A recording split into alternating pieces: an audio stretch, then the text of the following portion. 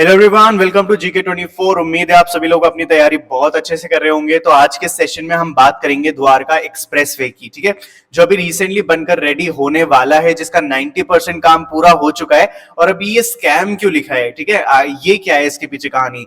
तो बेसिकली इसी कहानी को समझने के लिए जो हमारे न्यूज में चल रहा है उसको हम समझने के लिए आज इस पूरे सेशन को हमने डिजाइन किया है, ठीक है। तो यहाँ पे सबसे पहले मैं वीडियो को शुरू करने से पहले एक बार आपको द्वारका एक्सप्रेसवे दिखाना चाहूंगा कि कैसा है द्वारका एक्सप्रेसवे। फिर उसके बाद हम बात करेंगे कहां पे बन रहा है ये और क्या है पूरी न्यूज और क्यों ये इशू में मतलब एक तरीके से करंट अफेयर में बना हुआ है, ठीक है। तो चलो आप ये वीडियो देखो।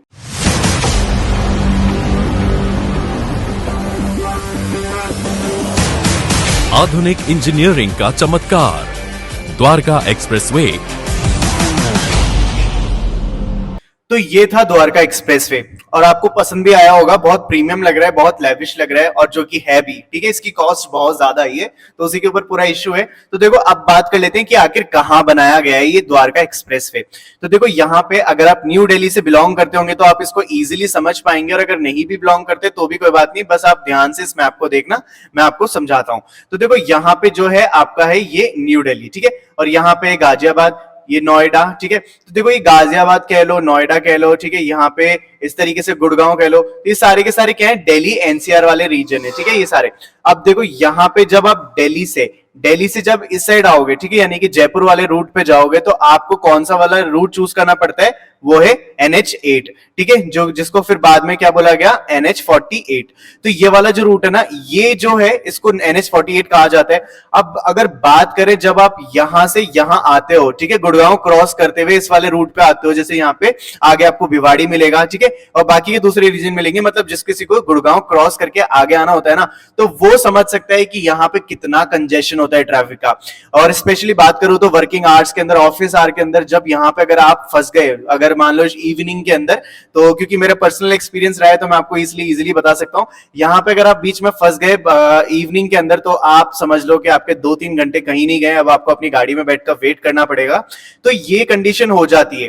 तो इसीलिए यहाँ पे इस कंजेशन को इंप्रूव करने के लिए, ओवरकम करने के लिए ना एक एक्सप्रेसवे बनाया गया। और वो जो एक्सप्रेसवे ना, वो कुछ इस तरीके से बनाया गया कि मान लो कोई इंसान यहां पर है, ठीक है, अब उसको गुड़गांव में बिल्कुल नहीं रुकना, उसको आगे जाना है। तो अगर वो यहां से आया तो यहाँ पे काफी सारा ट्रैफिक है, तो इसलिए इसको क्रॉस करते हुए इस तरीके से एक एक्सप्रेसवे बनाया ताकि वो यहां से घूमता हुआ और सीधा सीधा इससे यहां से कनेक्ट हो जाए।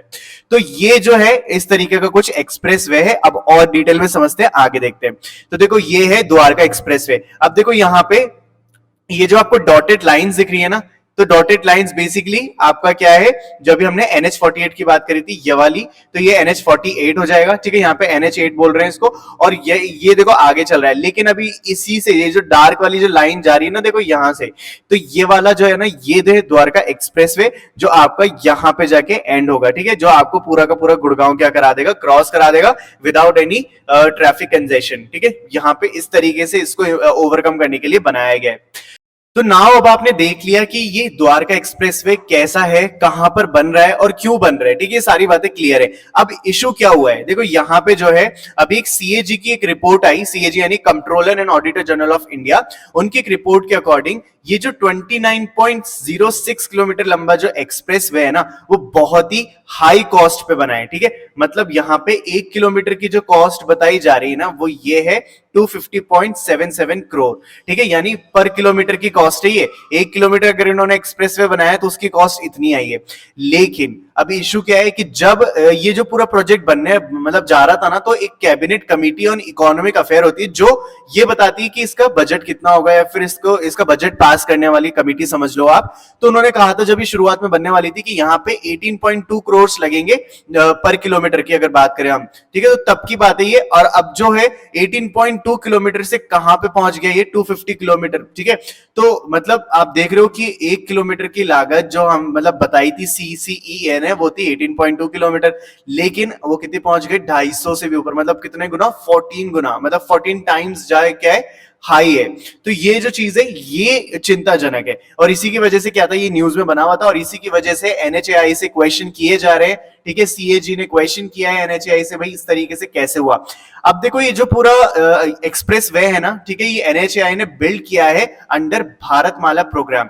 क्या होता है भारतमाला प्रोग्राम, अभी हम समझेंगे, लेकिन उससे पहले ये देखो कि यहाँ पे जो है, अभी आपको मैंने बताया कि भारतमाला प्रोग्राम के अंदर इसको बोला गया था कि 18.2 करोड़ पर किलोमीटर की इसकी कॉस्ट आएगी। ठीक है, अब एक बार भारतमाला प्रोग्राम को देख लेते हैं क्या होता है ये। तो देखो, Bharatmala programme is a new umbrella programme for the highway sector that focuses on optimising efficiency of freight in passengers.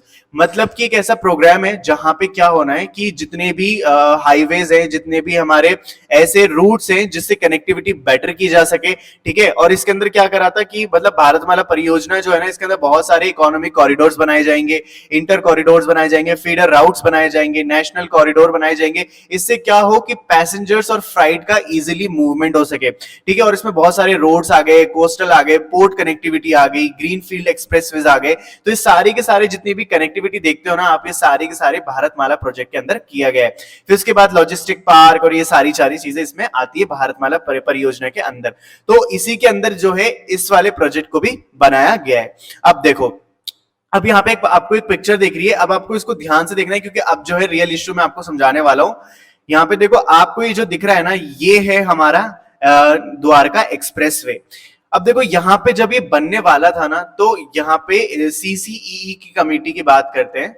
ठीक है, जब बात करते हैं सीसीई कमेटी की, तो उन्होंने कहा था कि हमें जो है, आप इसको, आपकी जो कॉस्ट आएगी वो 18.2 मतलब पर किलोमीटर की कॉस्ट इसकी आएगी, मतलब करोड़ की। ठीक है, 18.2 करोड़ पर किलोमीटर की इसकी कॉस्ट आएगी। और इसके बाद जो हमें ये जो हाईवे चाहिए ना, वो कितना, 4 लेन का चाहिए। ठीक है, और फिर उसके बाद देखो क्या हुआ कि जो एनएचएआई है ना, उन्होंने ये स्टेटमेंट ना रख के क्या कहा कि नहीं नहीं, हम 4 लेन का नहीं बल्कि हम 14 लेन का जो है ना एक्सप्रेस वे बनाएंगे। ठीक है, अब देखो 4 लेन क्या और 14 लेन क्या।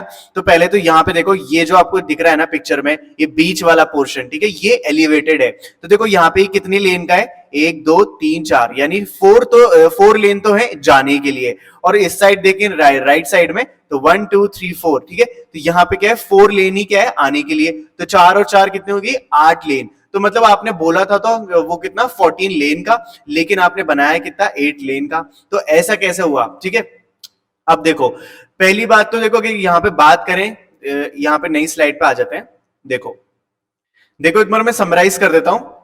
सीसीईई जो है, उन्होंने कमेटी ने बोला था कि आप जो है हाईवे बनाओ, उसकी कीमत जो आएगी पर किलोमीटर की, वो आएगी 18.2 करोड़ पर किलोमीटर। ठीक है, ठीक है साहब। अब इसके बाद जो है मतलब सीसीई ने कहा था कि हम जो एक्सपेक्ट कर रहे हैं ना, वो 4 लेन का क्या बनेगा, एक्सप्रेस वे बनेगा। लेकिन जो एनएचएआई है, ठीक है, उन्होंने क्या कहा कि अब जो है हम क्या करेंगे, इसको 4 लेन का नहीं बना के हम इसको 14 लेन का बनाएंगे। ठीक है, मतलब कि यहाँ पे 1 2 3 4 5 6 7 और इसी तरीके से 1 2 3 4 5 6 7 है ना, तो मतलब जाने के लिए भी 7 और आने के लिए भी 7, इस तरीके से 14 लेन का हम क्या करेंगे, एक्सप्रेसवे बनाएंगे। और इसी की वजह से क्या हुआ कि कॉस्ट जो थी ना, वो कितनी आ गई, 250.77 पर किलोमीटर। ये जो मतलब 250 करोड़ पर किलोमीटर की जो है कॉस्ट आई, किसकी वजह से कि भाई हमने 4 लेन का बनाने का सोचा था, लेकिन उसके बाद हमने क्या बनाया, 14 लेन का। ये हमने क्या करा, इसमें ट्रांजिशन कर दिया।